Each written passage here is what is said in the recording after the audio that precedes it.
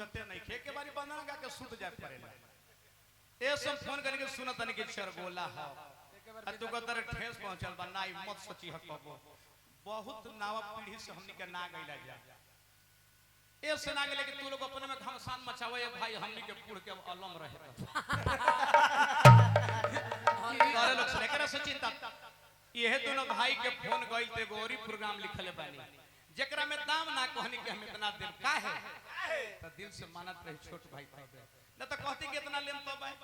हां भाई तारा लोग के कहनाम को प्रोग्राम लिख देने तक 71 के ठेस पहुंचाओ तारा एगो माला से सम्मानित करने ऐसा मत बुझे 43 से सम्मानित करी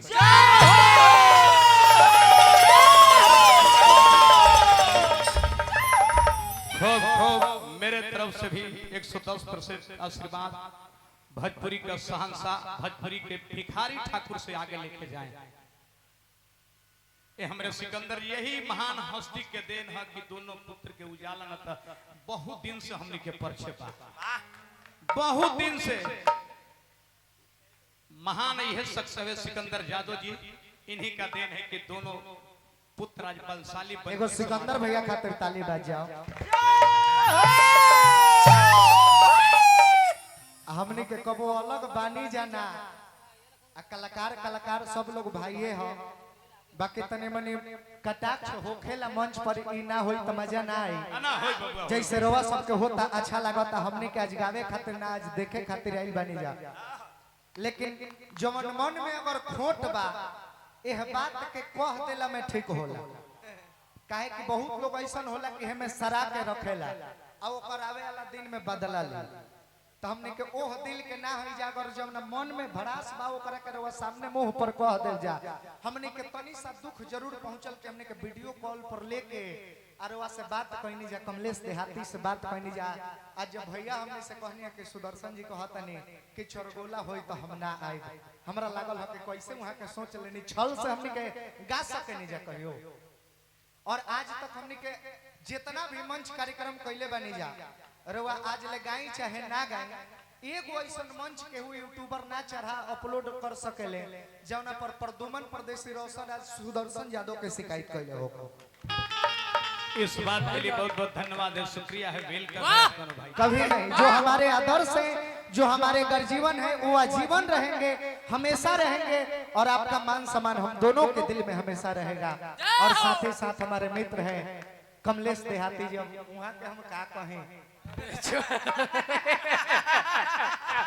उनका सही से तो दो चार बार बजना बजनी हो गइल बा अरे बाप रे बाप अब यही से लाग गइल बड़ा मुंह ठीक कहल जाला लइका के 2 रुपया दे दो लेकिन बुद्धि ना दे के चाहिए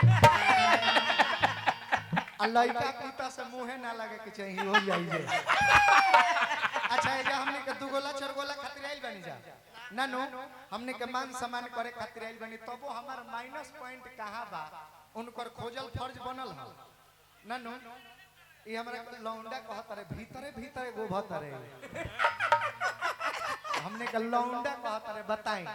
आ वो आदमी के द्वार पर जेकरा फैक्ट्री में 400-500 कतना जने इनका ऐसा नानहर भेबर खटे ले जदी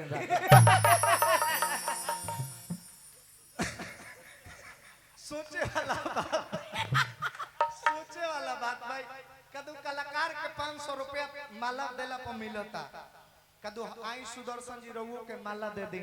हो सके 500 मिल जाई अब ऐसे हमरा ई लागता कि यहाँ के गौनई में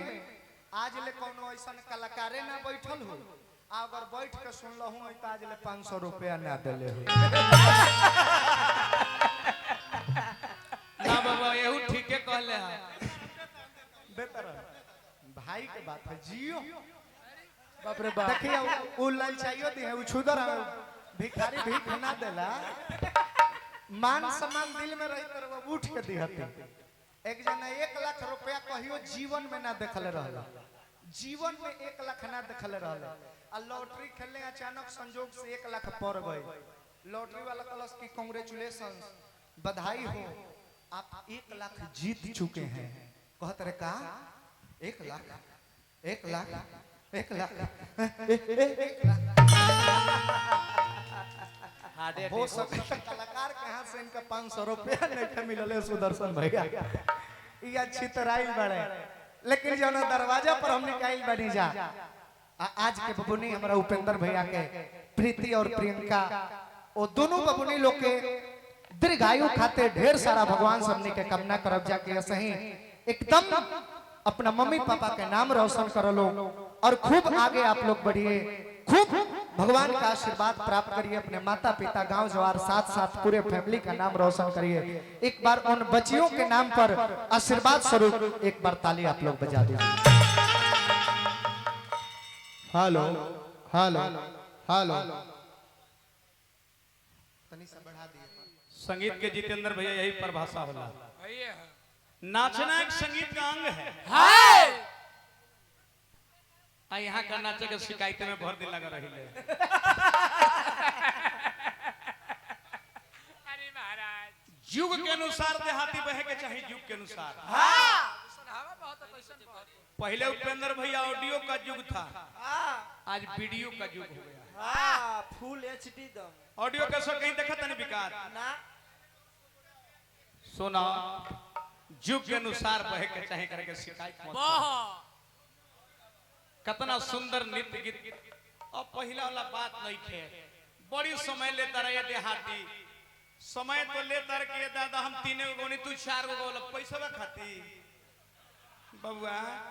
ब्यास देख ले हो खबर, लेकिन ऐसा ठग ठठेरा ब्यास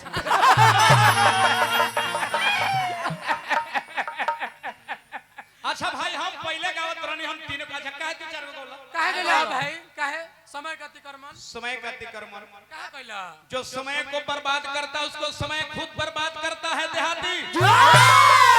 ध्यान दीजिए मिस्टर देहाती जी। 12 महीने की कीमत एक पर छाती से पूछो जो अपनी परीक्षा में फेल कर गए हैं। 9 महीने की कीमत एक माँ से पूछो जो 1 माह पूर्व अपने बच्चे की जन्म दे चुकी हो। 7 दिन की कीमत एक पत्रकार से पूछे जो साप्ताहिक पत्रिका लिखता हो। 1 दिन की कीमत एक मजदूर से पूछे जो 8 घंटा मजदूरी करता हो। 1 घंटा की कीमत देहाती एक प्रेमिका और प्रेमिका से पूछे जो प्रेमिका के इंतजार करके बैठे, उनसे 1 घंटा की कीमत पूछ ला भाई। अरे 5 मिनट कीमत के यात्री से पूछे जे टिकट कटा के प्लेटफॉर्म धरने के पहले राजधानी खुल चुकी, उनसे 5 मिनट के पूछ ले। 1 सेकंड के उनसे समय पूछे जो एक्सीडेंट होने से बच गए। और 1 पलके के कीमत बबुआ एक धावक से पूछे जिनको स्वर्ण पदक मिलना था और कांस्य पदक मिला। समय की बहुत कीमत है, बहुत कीमत है भैया। हे ठग था तेरा प्यास समय के अतिक्रमण करता नहीं तनी आवत